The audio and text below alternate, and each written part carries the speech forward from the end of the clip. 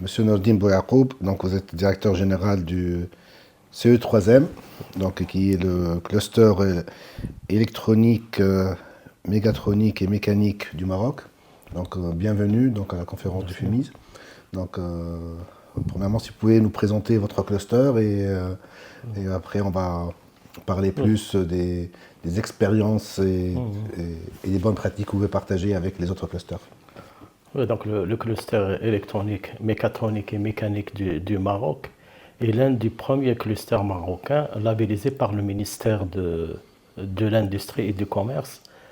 La vocation du cluster, c'est de fédérer les acteurs clés du secteur de l'électronique et de la mécatronique pour réaliser des produits made in Morocco qui sont destinés au marché mondial.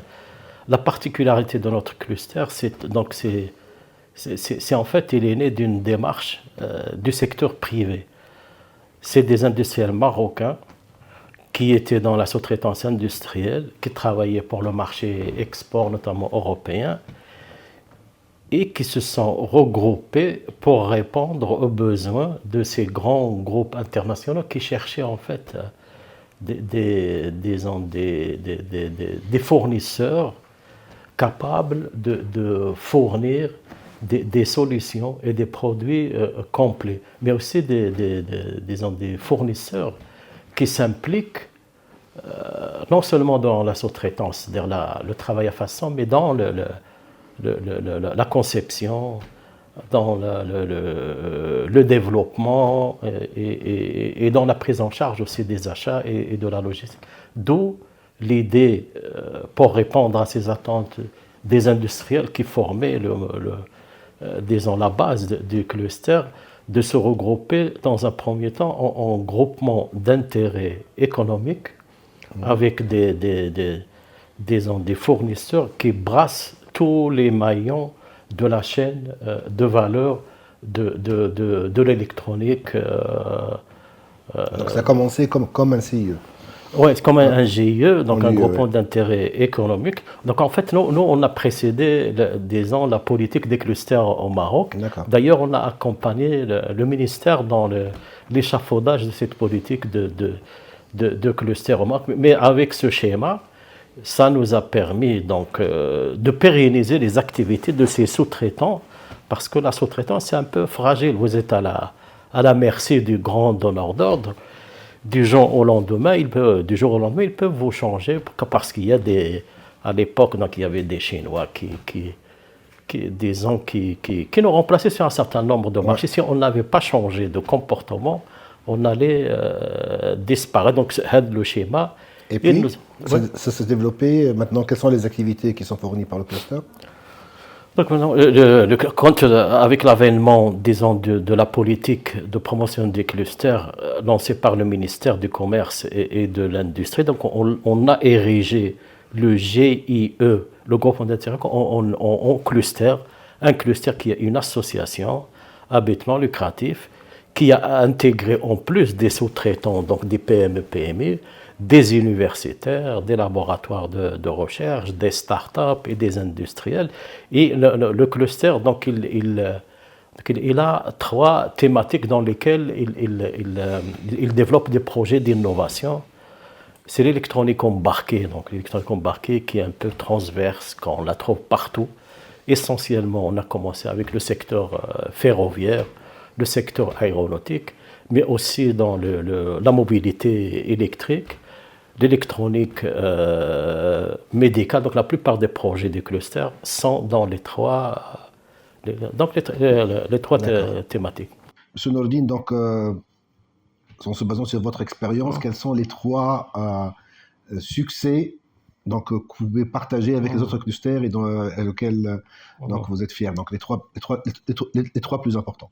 Donc, premièrement, donc je vais répartir la réponse en deux aspects. Il y a l'aspect retombée qualitatif, il y a l'aspect retombée quantitatif chiffré.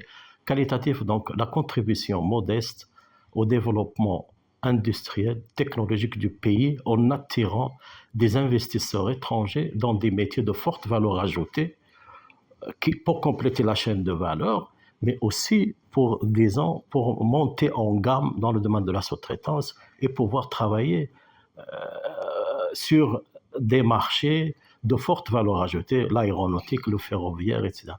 Le deuxième, euh, le deuxième aspect, c'est le quantitatif. Le quantitatif, donc, c'est le lancement. Je vous ai dit, la vocation du cluster, c'est de faire des produits made in Morocco destinés au marché mondial. Sur le quantitatif, donc, parmi des projets que j'ai accompagnés personnellement, c'est le développement, par exemple, d'une boîte noire, pas pour les avions, mais pour les autres véhicules, notamment les autocars, etc. Ça s'appelle le chronotachygraphe Made in Morocco. Donc, on l'a développé par le cluster et là, on a accompagné un de nos membres pour développer ce dispositif, donc, qui est destiné au marché mondial, en Afrique ou même en Amérique latine. Avec ce projet, donc, il est devenu peut-être le 4e fabricant au monde de ces chronotachygraphes. On a aussi développé une gamme de systèmes de conversion d'énergie qui est utilisée soit dans le domaine du ferroviaire ou dans le domaine industriel. On a aussi développé des véhicules comme le tricycle solaire, donc qui est vendu en Afrique. Donc la start-up marocaine que nous avons accompagnée, donc qui a développé le produit, après donc il a eu des marchés, il s'est installé dans un autre pays africain pour déployer. Mais globalement, c'est une soixantaine de produits made in Morocco destinés au marché mondial, une soixantaine aussi de start-up que nous avons accompagnées, certaines ont levé des fonds. Nous avons aussi développé de plateformes technologiques pour aider les start-up et les entreprises à donner vie à leurs innovations en réalisant des prototypes. Voilà succinctement un peu par les réalités. Et aussi, quels sont les défis ou bien les échecs que vous avez pu soulever et résoudre, donc, pour que d'autres clusters peuvent bénéficier de votre expérience et de ne pas refaire, donc de faire les choses autrement, justement. Non, disons, au départ, comme Smithori, comme il n'y avait pas de politique de cluster, on marchait, c'était une marche à vue. Oui. On n'avait pas vraiment de stratégie, c'est-à-dire on n'avait pas le luxe d'avoir une stratégie à long terme. Donc on changeait en quelque sorte de stratégie au départ. Donc on voulait, par exemple, on voulait travailler dans le domaine automobile, etc. Mais on a eu un cuisant échec parce que c'est un domaine qui est plus ou moins verrouillé, les barrières à l'entrée sont très difficiles, un domaine où les entreprises, c'est-à-dire qui démarrent, à peine qui démarrent, ne peuvent pas rentrer parce qu'il y a beaucoup de barrières, il y a des équipementiers, il y a des gens qui nous ont précédés depuis longtemps. Donc ça, on a abandonné et on est allé sur les secteurs de forte valeur ajoutée, comme je vous ai dit, le ferroviaire. Mais il faut dire que l'État marocain nous a aidés parce qu'il y a beaucoup de projets dans le secteur ferroviaire, avec le TGV, et modestement, on a contribué dans un certain nombre d'équipements, les tramways, les métros, etc. Le secteur aéronautique aussi, c'est un secteur où on gagne beaucoup, on apprend, et c'est un secteur de forte valeur ajoutée. Le secteur des énergies renouvelables. Et pour côté ressources humaines et formation et mise à niveau des compétences des employés des entreprises qui sont membres de cluster, est-ce que vous avez une activité spécifique par rapport à ça? Effectivement, parce que c'est un volet très important pour le cluster. Et aussi, c'est un levier pour permettre aux entreprises donc, de monter en gamme. Actuellement, justement dans le cadre du programme ECF, Euromed Cluster Forward, qui nous réunit ici, donc nous avons développé un programme certifiant pour des consultants marocains, mais aussi pour des entreprises, pour accélérer leur digitalisation et l'intégration de l'industrie 4.0. Donc, des formations pour les consultants, des formations pour des personnes ressources, pour accompagner donc, les projets de transformation au sein d'un maillon, d'une chaîne d'entreprises marocaines. D'accord. Et Si on voit par exemple la question classique, on termine par une question classique qui est généralement, lorsqu'on parle de cluster, c'est chaque cluster a sa recette, comment il est organisé pour convaincre théoriquement des entreprises qui sont en concurrence à travailler ensemble. Donc, vous êtes parmi les pionniers au Maroc, donc vous avez une très grande expérience par rapport à ça. Vous avez eu certainement vu plusieurs réactions.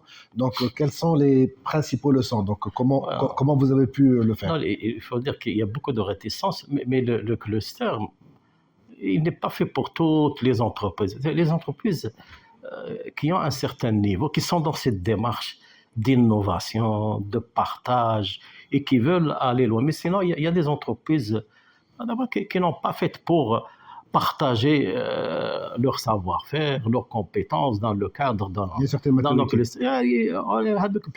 comme les artisans, etc. Donc, ils sont rejetés par le système.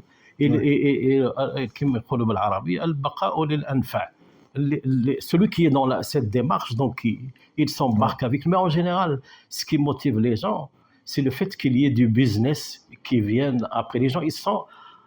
D'accord, il y a l'innovation, le made in Morocco, le développement des produits, mais derrière tout ça, il y a le business. L'entreprise, quand tu lui parles du business, des gains en chiffre d'affaires ou en productivité, en général, vous pouvez les embarquer rapidement dans le système. Merci Sinourdine d'avoir répondu à notre invitation. Merci beaucoup.